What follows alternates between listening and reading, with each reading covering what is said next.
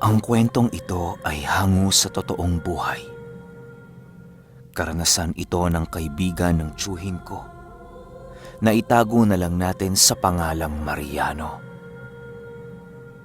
Taong 1988, Naval, Biliran.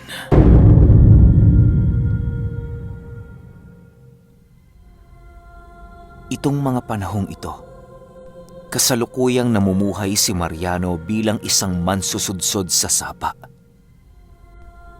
Para sa mga hindi nakakaalam, ang mansusudsod ay isang estilo ng pangunguha ng mga laman dagat sa pamamagitan ng paggamit ng lambat na nakasukbit sa dalawang malaking kawayan. Ang kawayang pinagsukbitan ng lambat ay merong dalawang sapatos na gawa sa balat ng nyog. Nilalagyan yon ng mga mansusudsod ng balat ng nyog upang tuloy-tuloy ang pagtulak nila rito sa mababang bahaging parte ng sapa. Sa makatuwid, maihahalin tulad mo ang pansusudsod sa pag-aararo. Alimango, isda, hipon at marami pang iba ang maaaring mahuli sa estilo ng pansusudsod. Dahil sa hirap ng buhay nila Mariano, tanging yun lamang ang kanyang pinagkukuhanan ng hanap buhay. Kapag tumigil siya sa pansusudsod, wala silang makakain sa araw na daraan. Mahirap man ang buhay para kay Mariano, kahit papaano nagiging matatag ito para sa kanyang mga magulang. Nais mang tulungan si Mariano ng kanyang ama, hindi na yun maaari, gawa ng patay na ang kalahating parte ng katawan nito. Dahil kasi sa labis na pagkain nito ng mga matatabang laman ng hayop, kaya humantong sa ganoong sitwasyon ang kanyang ama. Wala din naman silang magagawa noon kung hindi ang tanggapin ang sinapit nito. Kahit ilang beses pa nila itong sisihin, hindi na nila maibabalik pa kung ano na ang nangyari. Sa paglipas ng buwang manunudsod ni Mariano, naging maayos naman ang kanilang pamumuhay. Kahit pambigas lamang ang nakakaya niyang bilhin sa maghapong trabaho, walang kaso yon para kay Mariano. Ang mahalaga para sa kanya, meron silang pampuno sa kanilang nagugutom na mga sikmura. Isang araw, habang papaalis si Mariano sa kanilang pamamahay, nagkaroon pa ito ng hindi pagkakaunawaan sa kanyang ina. Matamlay at wala sa sarili noong nagtatrabaho si Mariano dahil sa mga masasakit na salitang kanyang narinig. Habang daladala ni Mariano ang kanyang pansudsod papuntang sapa, napakaraming pumasok na mga katanungan sa kanyang isipan. Pagdating niya sa sapa, agaran din ang pagmasid niya sa kanyang mga kasamang abala sa panunudsod. Nais munang magmasid noon ni Mariano upang malaman niya kung nakakarami ba ng kuha ang kanyang mga kasama. Sa paglipas ng oras, napakadalang ng mga lamang dagat na pumapasok sa susudan ng mga kasama ni Mariano. Dahil sa kanyang mga nakita, pinili ni Marianong magpaabot na muna ng hapon bago siya manunudsod. Alam kasi ni Marianong hapon naglalabasan ang mga isda na kanyang madalas hulihin. Dahil sa wala namang matambayan sa sapa, ninais na lamang ni Mariano na humanap ng kanyang magiging tambayan di kalayuan sa sapa na yon.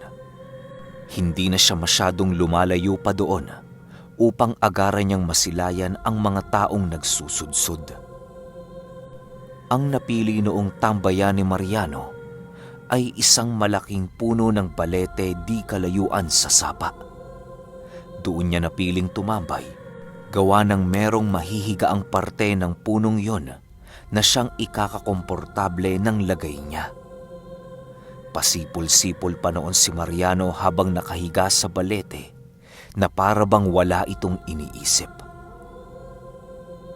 Sa pagsapit ng 12:00 ng tanghali, piniling kumain ni Mariano sa kanyang kinaroroonan.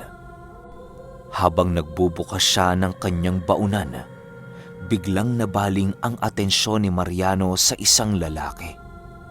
Narinig niya kasi itong tumawag sa kanya, kaya hindi niya na muna napiling kumain. Nang papasubo pa lamang siya ng kanin, biglang merong tumawag ulit sa kanya. "Psst! Mariano!" Nang marinig ito ni Mariano, agaran din naman niyang sinundan ang pinagmumula ng tinig. Sa pagsipat ni Mariano sa kanyang likuran, doon bumungad sa kanya ang isang lalaking nagtatago. Pagtingin dito ni Mariano, laking gulat na lamang niya nang makita niyang hindi pamilyar sa kanya kung sino yung tumawag na yon. Ilang minuto niya itong tinitigan pero bagong-bago talaga para kay Mariano ang lalaking yon. "Oh, ba't ka natigilan dyan, Mariano? Hindi mo ba ako kilala? Ako to, yung kababata mo, si Miko." Wika ng lalaki. Nang marinig yon ni Mariano, biglang nanlaki ang kanyang mga mata dahil sa gulat. Napakatagal na kasing nawala ng kaibigan niyang yon, kaya labis-labis ang kanyang pagtataka. Ang buong akala nga ng pamilya noon ni Miko ay sumakabilang buhay na ito. Miko? Huwag mong dinadamay ang matagal ko ng patay na kaibigan, ha? Kung nais mong makipagbiruan, huwag sa ganyang paraan. Galit na sagot naman dito ni Mariano. Hindi niya kasi maatim na lapastanganin ang pangalan ng nawala niyang kaibigan, sa kadahilan ng marami din silang pinagsamahan noon kahit papaano. Dahil sa pagpupumilit ng lalaking yon sa pinagsasasabi nito, pinili ni Marianong wag na itong kausapin. Hanggang sa magsudsud na si Mariano, nananatiling tahimik ito sa kanyang kinaroroonan. Sa pag-alis dito ni Mariano, hindi na niya nagawang magpaalam sa lalaking naging kasama niya sa puno ng balete. Pagdating niya sa sapa, agaran din niyang inumpisahan ang kanyang pagsusudsod. Alam na ni Mariano noong aabutin siya ng 10 oras sa sapa, gawa ng hapon na niya ginawa ang kanyang trabaho. Habang nagsusudsod si Mariano, naging panatag naman ang kanyang isipan sa kadahilan ng marami siyang kasabayan sa panunudsod. Hindi na nagawang sumunod noon ni Miko sa kanya na siyang labis namang ikinatuwa ni Mariano. Animoy noong nagpapahinga si Mariano sa puno ng balete, bigla na lamang yung nawala na para bang bula. "Ay, mabuti naman at hindi na ako nagawang sundan ng baliw na yon. Makapagsudsud na nga ng seryoso." Wika ni Mariano sa kanyang sarili. Kasabay ng pag-uwika nito ay ang pagbilis ng galaw ng kanyang sudsudan. Nais niyang makahuli noon ng maraming alimango upang kahit papaano'y maging masarap naman ang kanilang ulam. Habang palalim noon ang gabi, papakonti naman ang papakonti ang kasabayan ni Mariano. Wala noong pakialam si Mariano sa kanyang mga kasama sa kadahilan ng napakaswerte niya noong mga oras na yon. Ramdam na ramdam kasi ni Mariano ang mga malalaking isdang pumapasok sa sudsudan niya sa bawat pagtulak niya nito sa sapa. Makailang sudsud pa sa sapa ni Mariano, doon na niya napagpasyahang umahuna ng sapa. Habang papalapit ng pangpang si Mariano, laking gulat na lamang niya nang mapansin niyang merong lumilipad sa itaas ng sapa. Pakiramdam noon ni Mariano, isa itong malaking paniki dahil sa sobrang laki nito. Madilim man ang paligid, ramdam na ramdam ni Mariano ang bawat pagkumpas ng pakpak ng nilalang na yon. Paglapit niya sa pangpang ng sapa, Laking gulat na lamang ni Mariano nang makarinig siya ng isang tinig na nagsasabi ng, "Mariano! Tumakbo ka! Takbo!" Yung tinig na narinig noon ni Mariano ay ang boses ng lalaking nagpakilalang Miko noong tanghali. Nang marinig ito ni Mariano, bigla niya na lamang itong sinunod. Hindi na niya nagawa pang ihiwalay ang laman ng sudsudang dala niya sa kadahilanang agaran din ng pagkaripas ng takbo ni Mariano. Sa pagdaan ni Mariano sa puno ng balete, doon niya nasipat si Miko na kumakaway sa kanya habang dinadapuan ng mga alitaptap. Hindi na ito nagawa pang pansinin ni Mariano dahil sa kanyang pagmamadali.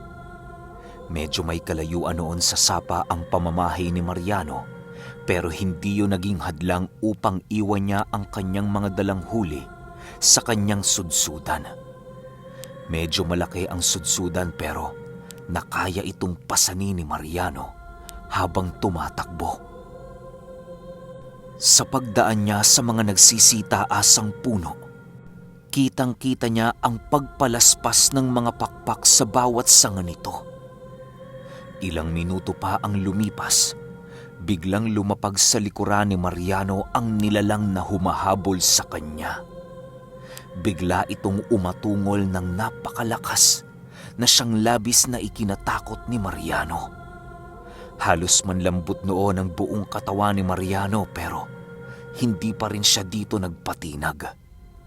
Hindi na niya ginawang lingunin pa kung anumang nilalang ang nasa kanyang likuran upang maiwasang mas lalo pang dapuan ng takot ang kanyang sarili. Sapat na ang mga narinig noon ni Mariano upang maramdaman ang panganib sa kanyang buhay. Alam niya sa kanyang sarili na ikakamatay niya kapag naabutan siya ng nilalang na yon. Sa bawat pagtakbo noon ni Mariano, pinili niyang sumigaw ng malakas upang kahit papaano'y merong maalarmang tao na maaaring nasa paligid. Sa pagpapatuloy ng pagtakbo ni Mariano, nararamdaman niya ang paglapag ng nilalang na yon sa lupa. Sa paglapag nito, agaran din naman itong kumaripas ng takbo upang siya ay sundan. Kumakaripas din ng takbo ang nilalang na yon habang nag-aangil. Sa pagtakbo ni Mariano, meron siyang nasipat na isang kalabaw na merong nakasinding gasera. Agaran niyang nilapitan ito at doon niya nakita ang dalawang lalaking nakasakay sa kalabaw. Paglapit dito ni Mariano, agaran din siyang humingi ng tulong habang nanginginig. Hindi nanginginig noon ang katawan ni Mariano dahil sa lamig ng kanyang katawan, bagkus ay dahil sa takot. Tulong! Manong, tulungan niyo ako! Merong humahabol sa akin! Wika ni Mariano habang tinuturo ang direksyon na kanyang dinaraanan. Agaran din namang natigilan sa paglalakad ng kanilang kalabaw ang mga lalaking yon nang lumapit sa kanila si Mariano. Minuto ding natigilan ang mga ito upang pagmasdan ang paligid. Nang maramdaman nilang meron ngang sumusunod kay Mariano, agaran din naman silang bumaba sa kalabaw upang kunin ang kanilang tabak sa kangga. Pinili nilang pagmasdan ang paligid upang maging handa sa kung anumang nilalang ang maaaring lumitaw sa kanilang kinaroroonan. Habang maiging nakikiramdam silang tatlo, pansin na pansin nila ang pagtakbo ng nilalang na yon sa kanilang kinaroroonan. Malaaso ang pagtakbo nito papaikot sa kanila na para bang hindi nito alintana ang malapad niyang pakpak na nasa kanyang likuran. Ang tanging nasisilayan lamang nila Mariano sa nilalang na yon ay ang mapupula nitong nanlilisik na mga mata. Di rin nagawang lumipad nito sa himpapawid, gawa ng madali siyang masisilayan nila Mariano kung pipiliin niyang dagitin ang mga ito. Ilang minuto pa ang lumipas. Laking gulat na lamang nila Mariano nang masipat nilang papasugod na ang nilalang na yon. Sa pagsugod nito sa kanila, doon na silayan ni Mariano ang buong kaanyuan nito. Agaran din naman silang umalis sa kanilang kinaroroonan nang makita nilang papalapit na ang nilalang na yon. Bigla nitong sinuwag ang kalabaw na pagmamay-ari ng kasama ni Mariano na siyang agaran nitong itinilapon. Halos mapalunok na lamang ng laway noon si Mariano nang makita nitong napatay ng aswang na yon ang kalabaw na kanyang sinugod.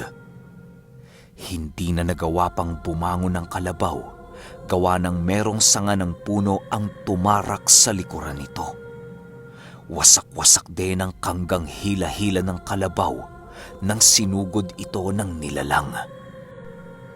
Ang mga kasama noon ni Mariano, piniling labanan ang nilalang na yon dahil na rin sa kanilang galit. Nag-iisa lang kasi ang kalabaw na pinatay ng aswang na siyang inaasahan ng pamilyang yon sa kanilang pamumuhay. Sa sobrang galit noon ng dalawa, pinili nitong sugurin ang aswang. Dahil sa wala ng pagpipilian noon si Mariano, pinili niyang samahan ang mga ito sa pagpatay ng aswang. Habang sila ay papasugod, laking gulat na lamang ni Mariano nang biglang lumipad ang aswang na yon patungo sa himpapawid. Pagbuka ng pakpak nito, biglang nanumbalik ang takot ni Mariano sa nilalang na nais nilang gantihan. Animoy naging isang bata noon si Mariano nang masilayan nito ang bangis ng kaanyuan ng kanilang kalaban. Pagsugod nito sa kanilang kinaroroonan, sa hindi inaasahang pagkakataon, nadagit ang isa sa kanilang kasama. Agaran din silang nilisan ng aswang na yon habang tangan-tangan ang isa sa kanyang mga kasama. Wala din namang nagawa noon ang kasama niya kung hindi ang umiyak dahil sa pagkawala ng kanyang kapatid.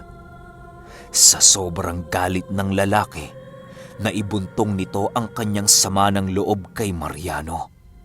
Agaran niya itong nilapitan at sinabihan ng, Demonyo ka!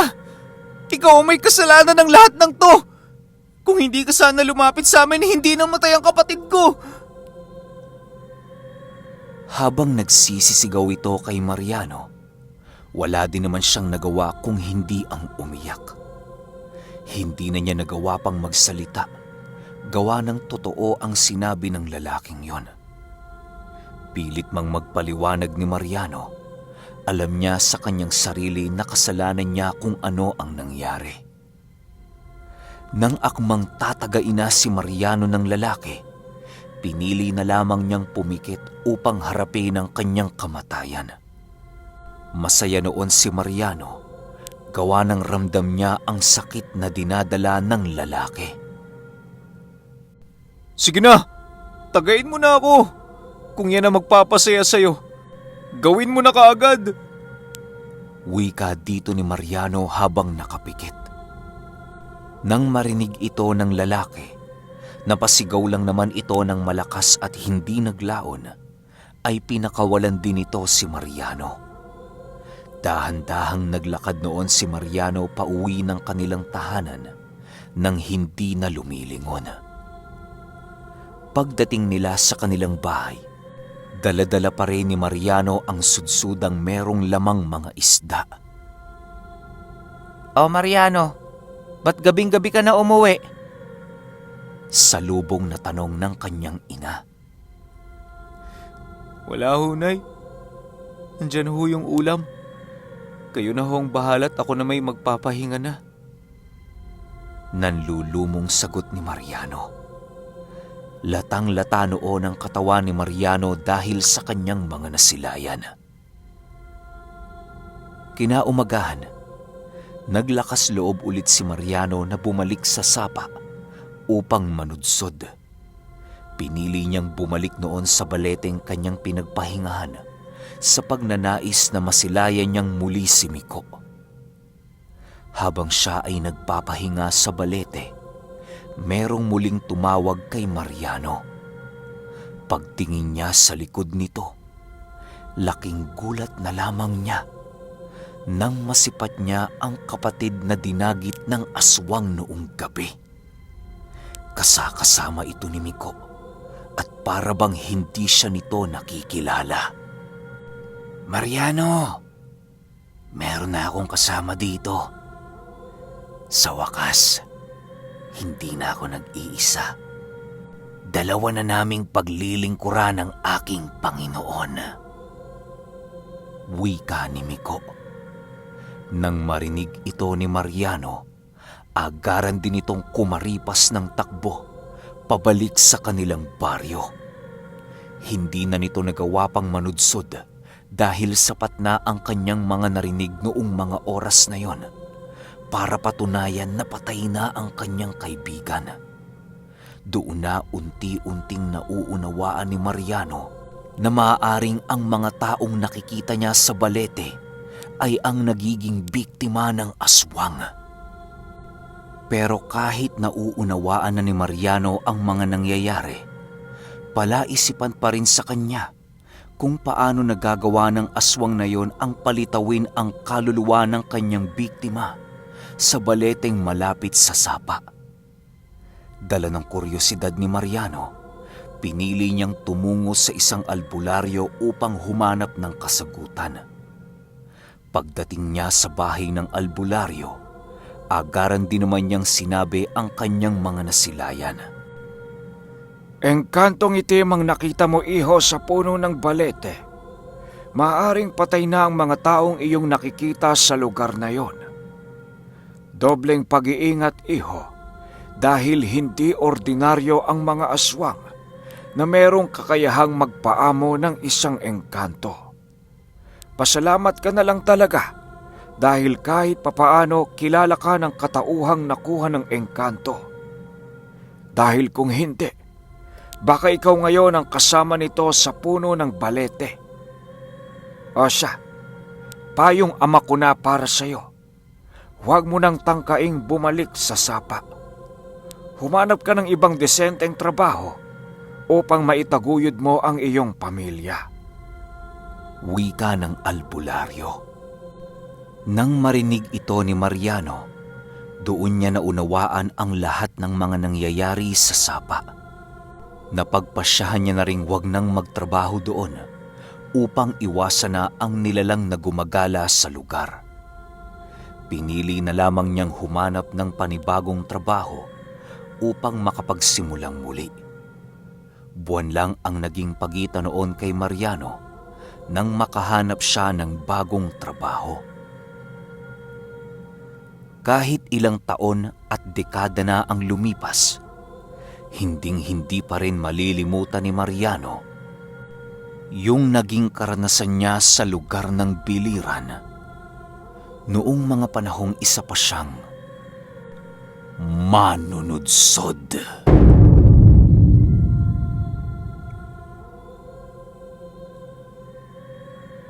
Okay, yung shoutout sa next upload na natin, pero sa Warrior members muna yun. Yung susunod, kasama na yung susunod pa ulit sa susunod, kasama na yung random subscribers natin. Yun lang. Salamat.